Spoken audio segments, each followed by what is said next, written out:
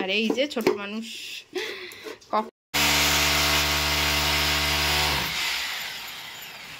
যাই হোক, সবাই খুব সাবধানে চলাফেরা করো, খুব শ্রী গুরু জয়। কেমন আছেন সবাই? ইনসাইড ফ্যামিলি টক্সের একটি নতুন ব্লগে আপনাকে স্বাগত জানাই।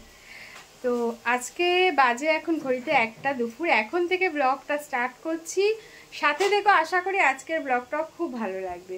আর গতকাল এবং তার আগের ভিডিওগুলো যদি এখনও না দেখে থাকো, দেখে নাও।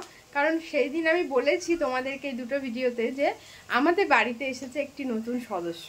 তো কে সেই নতুন সদস্য দেখতে হলে আগের দুটো ব্লগ কিন্তু তোমাদের অবশ্যই দেখতে হবে। তো চলো এইভাবে ব্লগটা স্টার্ট করছি। এখন করছি হচ্ছে রান্না বসিয়ে দিয়েছি। আজকে একটু দেরি হলো, দেরি করেই বসালাম।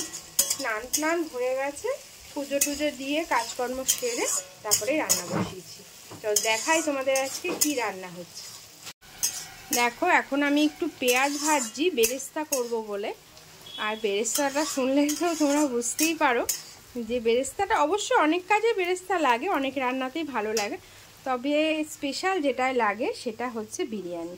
তো আজ একটু বিরিয়ানি করব। তো পেঁয়াজ তো কুচিয়ে নিয়েছি, আলু কেটে নিয়েছি, আর এখানে মাংস, চিকেন বিরিয়ানি করব। তো সেই কারণে চিকেনটাকে ম্যারিনেশন করে রেখেছি। আদা, রসুন, টক দই, আর হচ্ছে নুন, হলুদ সব কিছু দিয়ে ম্যারিনেশন করে রেখেছি। আর এদিকে দেখো টমেটো কেটে নিয়েছি, অল্প একটু টমেটো আমি দিই। আর এখানে হচ্ছে স্পেশাল যেটা বিরিয়ানির মশলা। তো বিরিয়ানির মশলাটার মধ্যে শাহজিরে, শাহমরিচ, গোলমরিচ, এলাচ, দারচিনি, লবঙ্গ, জয়িত্রী, জায়ফল, একটা শুকনো লঙ্কা আর কয়েকটা তেজপাতা, এই দিয়ে বিরিয়ানির মশলাটা করে নেব। ওটাকে হালকা মানে কড়াইতে টেলে রেখেছি, তাহলে ভালো হবে গুঁড়োটা এবং খেতেও ভালো লাগবে।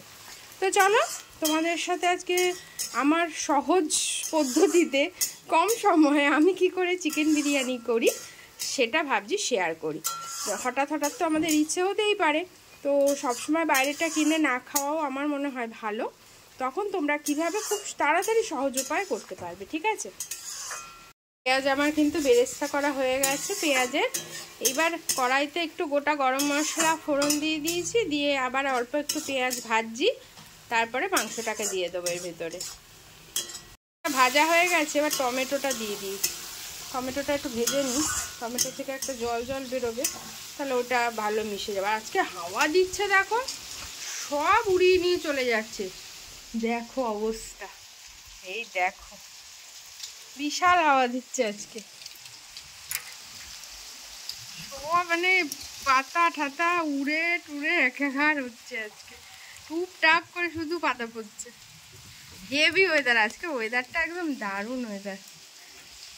এরকম ওয়েদার থাকলে তো কিছুই প্রয়োজন হয় না, না এসি, এই এসি বলছি, না এসি না ডিসি, কিছুই লাগে না। কিন্তু ভালো করে আমার মানে ভালো করে বেশ কষিয়ে নিয়েছি। এবার সব মাংসগুলো দিয়ে দেবো। মাংসর পিসগুলো একটু বড় রাখবে। ওই আমি এখানে বেশি বড় রাখিনি, যেহেতু ঘরোয়া পদ্ধতিতে আমি রান্না করব। ওই তাও ধরো 100 গ্রাম মতন আমার পিস হয়েছে। আর 1.5 কিলো মাংস নিয়েছি আমি, আমার 16টা পিস হয়েছে।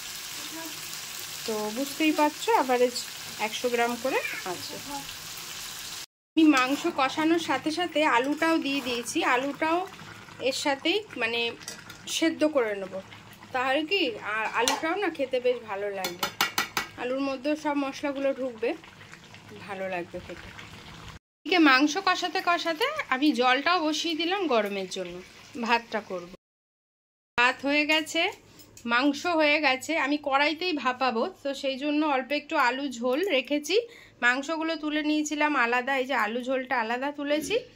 এইবারে কি করব, এখন মাংসগুলো দিয়ে এক একটা করে লেয়ার দিয়ে আমি কড়াইতেই কি বিরিয়ানিটা আজকে রেডি হয়ে গেছে। কিছুই না, ভাত দেবে নিচে আর কি, একটু মাংস ঝোল আলু দিয়ে দিলাম, তারপরে ভাত দিলাম, বেরেস্তা দিলাম, বিরিয়ানির মশলা দিলাম, আবারও ভাত দিলাম, বেরেস্তা দিলাম, বিরিয়ানির মশলা, এইভাবে দিয়ে রেডি করেছি। তো দেখো এবার আমি এটাকে ভাপে বসিয়ে দিলাম। আর এই যে ছোট মানুষ কখন হবে কখন খাবে। তো ঠিক আছে, পরে তোমাদেরকে জানাচ্ছি কেমন হয়েছে, সবাই খাক তারপর। আমারও রান্নাটা কমপ্লিট হয়েছে আর ওরাও চলে এসেছে এসি লাগাতে। বলেছিল যে টাইম দিয়েছে সেই টাইমেই চলে এসেছে। তো যাই হোক, খাওয়া এখনও হয়নি। তো চলো তোমাদেরকে একটু দেখিয়ে দিই একবার, এবং আমিও একটু দেখে নিই ভালো করে চেক করে। কারণ বলেই দিয়েছিল যে যখন আউটডোরটা খুলবে বা দুটোই মেশিন যখন খোলা হবে, আগে ভালো করে চেক করে নেবেন যে কোনো ফাটা টাটা আছে কি না, তাহলে সেটা আবার এক্সচেঞ্জ হয়ে যাবে। তো ভালো করে তো দেখে নিয়েছি, অসুবিধা তো নেই দেখলাম, আর সবই ঠিক আছে। এবার এখন লাগানো হবে, তো তারপরে তোমাদেরকে দেখাচ্ছি। চলো, তোমাদের তো আগেও বলেছি কি কোম্পানির নিয়েছি, প্যানাসোনিকের নিয়েছি। আর কোন জায়গাটায় লাগাবো বলো তো?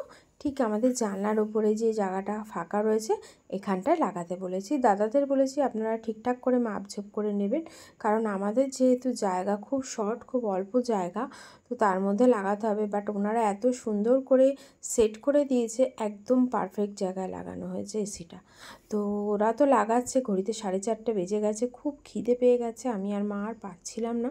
তাই দুজনে মিলে একটা থালার মধ্যে অল্প একটু নিয়ে দুজনে মিলে এখন খেয়ে নেব, এবং কেমন কি হয়েছে না হয়েছে তোমাদেরকে রাতে ফিডব্যাকটা অবশ্যই দেব। এই দেখো, ভিতরের আমাদের ইনডোরটা বসে গেছে এসি, বেশ সুন্দর লাগছে, মনেরও শান্তি লাগছে সবচেয়ে বড় কথা। যাই হোক, ঠিক আছে, এবার চলে গেছে হচ্ছে আউটডোরটা করতে। তো চলো তোমাদের আউটডোরটাও দেখাচ্ছি, করে নিক আগে, ঠিক আছে, তারপর দেখাচ্ছি। এই যে বাইরেরটাও লাগানো হয়ে গেছে, এবং এসি যেহেতু চলছে এই জন্য ফ্যান চলছে। এই যে বাইরেরটাও লাগানো হয়ে গেছে।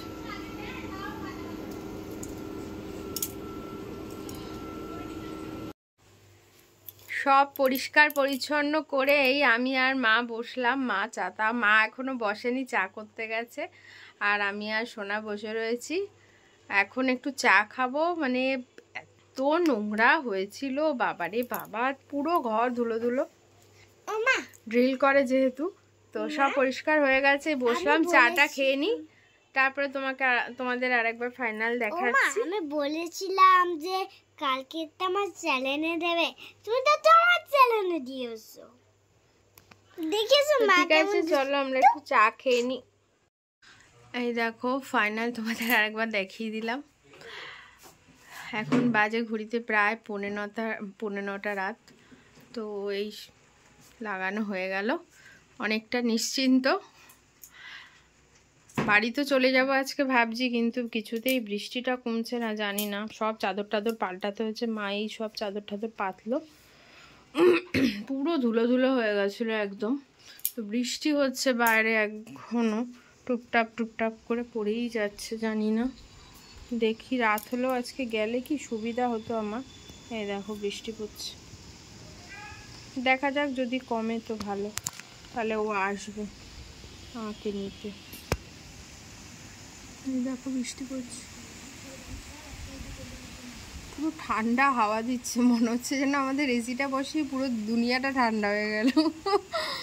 আমি তো তাই বলছি মাকে, কি ভাল লাগছে হাওয়াটা, ফ্যান চালাতে হচ্ছে না, এত সুন্দর লাগছে,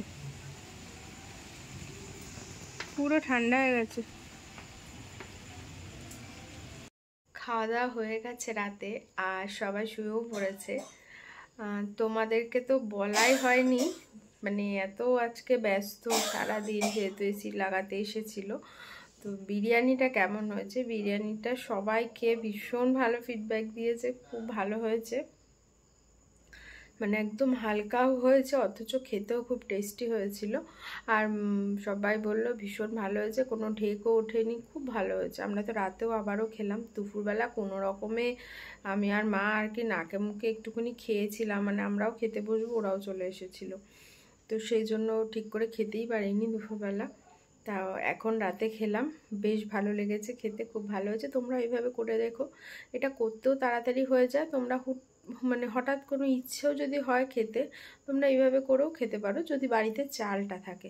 আর এখন আমাদের সবার বাড়িতেই কেওড়া জল, গোলাপ জল, মিঠা আতর এগুলো থাকেই, মানে কম বেশি সবার বাড়িতেই থাকে। যেমন sauce, chilli sauce, soya sauce, tomato sauce, এগুলো আমরা এখন সবার বাড়িতে থাকে, এগুলো কম বেশি থাকে। তো ব্যাস এইটুকু যদি থাকে আশা করি আর কোনোটাই আর অসুবিধা হবে না। আর যখনই বিরিয়ানির মশলাটা করবে না তখন একটু বেশি করে করে রাখবে, একটা এয়ারটাইট কন্টেনারে রেখে দিলে এটা অনেকবার ইউজ করতে পারবে। তো যাই হোক, অনেক রাত হয়ে গেছে, 11:30 প্রায়, কটা বাজে, প্রায় 11:45-র বেশি হয়ে গেছে।